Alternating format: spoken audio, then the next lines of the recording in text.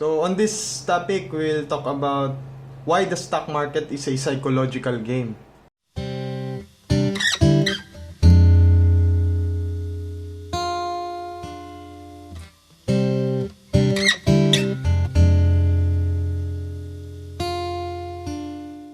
Ever wondered why there are some winners and there are more losers in the stock market?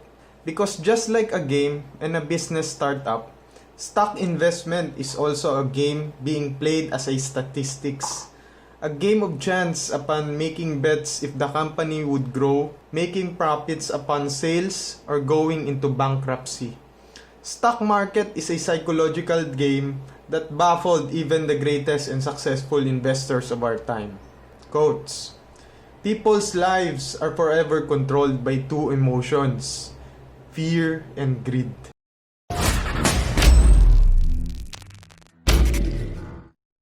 So what was the meaning of that quotes? People's lives are forever controlled by two emotions, the fear and greed.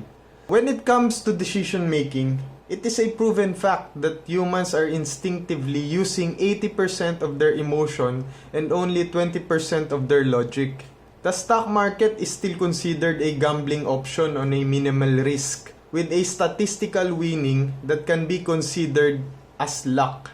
The chances are much more likely to be feasible than betting on a lottery or being struck by lightning. All of us experience gambling to our day-to-day life, and this includes our decision making on every possible scenario we go on to. Decision making is part of our major life tool, yet most of us are psychologically designed on a biased situation, as most of us are being affected by our emotion.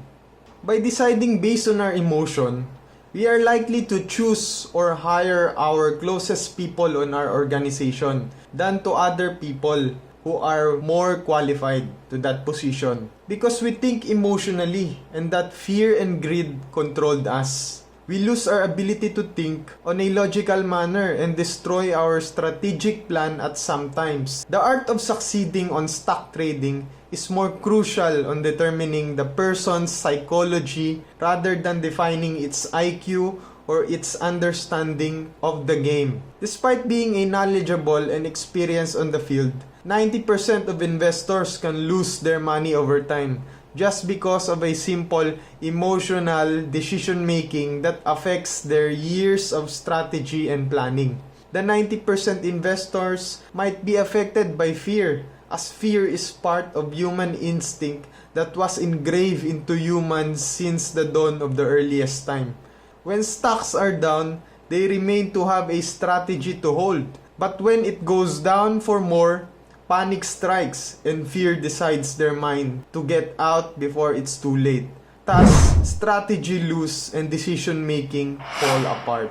Lastly, greed is another emotion that can tame the human mindset in terms of decision making. In gambling, we often shoot for the best opportunity as we can, yet the higher the price, the riskier it gets. Greed is a psychological emotion that forces us to outpace and compete to one another. It is somehow the reason why we choose to accumulate resources that would only benefit us while setting aside the rest. Hoarding is an example of greed, and during the pandemic scenario, we can see how some people still manage to accumulate tons of medical equipments for the sake of their degraded instinct. In stock market, it is important for a trader to control his or her fear and greed. When stocks go up, the trader then profits while loses his ability to stick upon his plan. The euphoria feeling and greed strikes when profit had tripled, up until the trend reverses and all of a sudden, the greedy get caught to the trap. The trader was stuck on that hanging position and regret his decision to sell before it's too late. That is why the emotional psychology decides instead of its strategic plan that was ordered to be in a consistent system.